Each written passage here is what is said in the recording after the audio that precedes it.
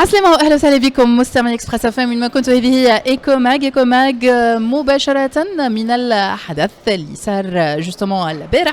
Construire un avenir durable, partenariat innovant pour le développement des compétences des jeunes dans la région arabe من تنظيم عبد الله الغرير فاونديشن. وانا سعيدة برشا الحقيقة اليوم جو سوي تري اونوري انه مدام سونيا بن جعفر سي او عبد الله الغرير فاونديشن ضيفتنا الاولى في حصتنا هذه. Bonjour et bienvenue parmi nous. Bonjour et merci de m'avoir accueilli. Aïchek. Alors, pour commencer, Madame Sonia Ben Jaffer, si c'est possible, une petite présentation concernant la fondation Abdallah Al-Ghurair, pour ceux qui ne connaissent pas peut-être, qui découvrent pour la première fois. Oui, bien sûr. Alors, Abdallah Al-Ghurair, c'est un entrepreneur, c'est un homme d'affaires de Dubaï qui a fait un grand succès.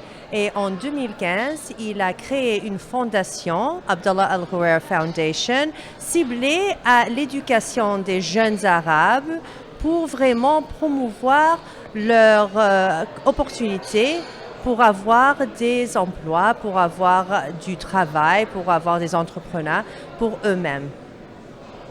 Donc aujourd'hui, la présence de Abdallah Al-Ghurair Foundation ici en Tunisie et les partenariats qu'elle a, et notamment avec la Fondation Tunisie pour le développement.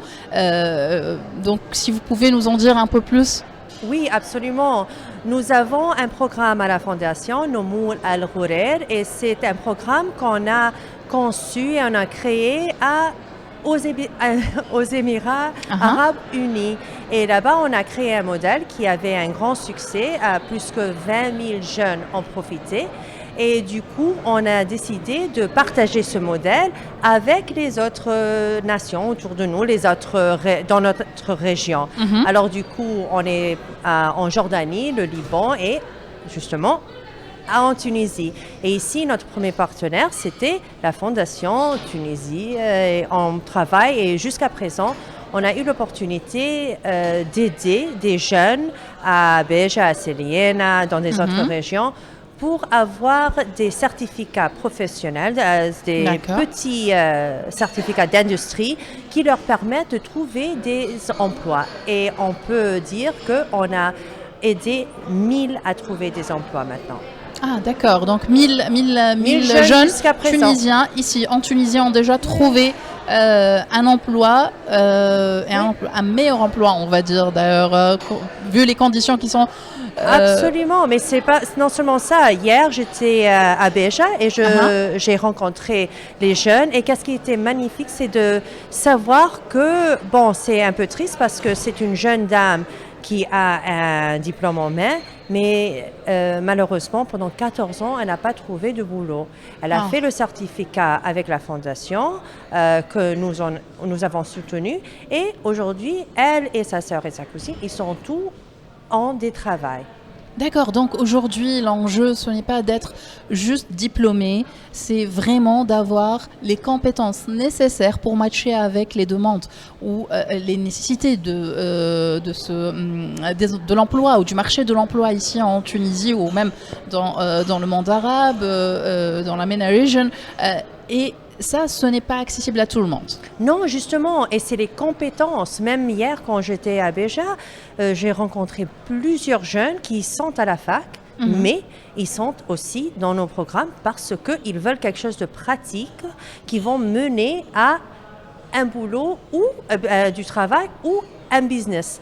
Alors, c'est justement par rapport à les compétences et aussi les soft skills. D'accord. Donc, c'est vraiment des compétences et des soft skills qui potentiellement ne sont pas pris peut-être en charge ou ne sont pas vraiment mis en valeur peut-être dans des programmes, on va dire ordinaires, entre guillemets bien évidemment, mais c'est là où entre sur scène justement le programme et la fondation Abdallah Al-Ghurair et la fondation Tunisie pour le développement justement pour mettre en avant ces compétences-là. Exact, et comme une philanthropie, elle aide où il y a des problèmes, on a vu qu'en fait, c'est dans ce domaine qu'on pouvait aider le plus. C'est Abdallah Al-Ghurair, c'est un homme d'affaires et il comprend très bien comment le monde du travail travaille. Oui. Et alors du coup, il voulait absolument aider les jeunes un peu plus dans ce domaine.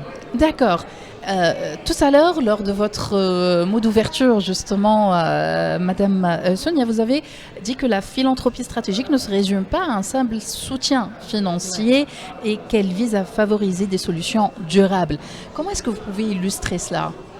Ben voilà, on aurait pu juste leur donner des fonds et dire voilà, vous pouvez passer le ramadan, vous pouvez passer cette période. Mais au lieu, nous avons décidé de travailler avec les entrepreneurs et avec les business pour voir de qui vous avez besoin dans vos boîtes. D'accord. Et voilà, et on fait le bridge entre les deux. Alors du coup, on crée les opportunités pédagogiques pour qu'ils puissent avoir les compétences. Ce n'est pas par rapport à ce que nous, on voulait faire, c'est par rapport à ce que le marché demande. Et comme ça, ils peuvent continuer leur trajectoire et ils peuvent maintenant se soutenir. D'accord. Et aujourd'hui, le travail que vous faites, certes, c'est axé sur les étudiants, peut-être également, je ne sais pas, je pose la question, ceux qui ont abandonné un petit peu peut-être leur parcours scolaire. Absolument. Évidemment. Ouais. Voilà. Et certainement, il y a également un travail avec les entreprises, avec le marché du travail, ceux qui demandent la main-d'œuvre, qui demandent des postes, qui sont demandeurs aujourd'hui. Est-ce qu'il y a un travail justement sur le matching des besoins, les needs بالنسبة للمؤسسات pour les entreprises et ce qu'offre le marché de l'emploi? Absolument, absolument. Et en fait, ça, c'est peut-être, vous avez décrit le cœur de Nomou Al-Ghorer. C'est que, en fait, avant, qu'est-ce que les fondations ils font? Quelquefois, c'est je vous fais une formation. Voilà, je veux les faire. Moi, je suis super contente que j'ai fait une formation.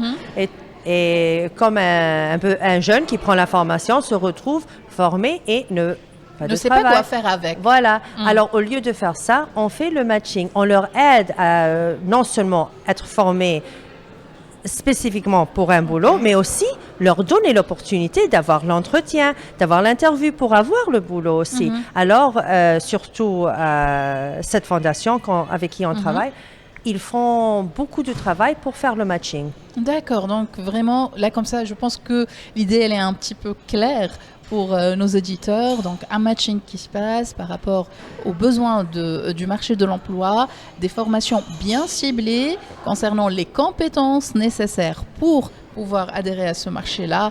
Et après, comme vous venez de le dire, pour la Tunisie seulement, 1000 jeunes Tunisiens. Jusqu'à présent. Mais on a des ambitions plus grandes.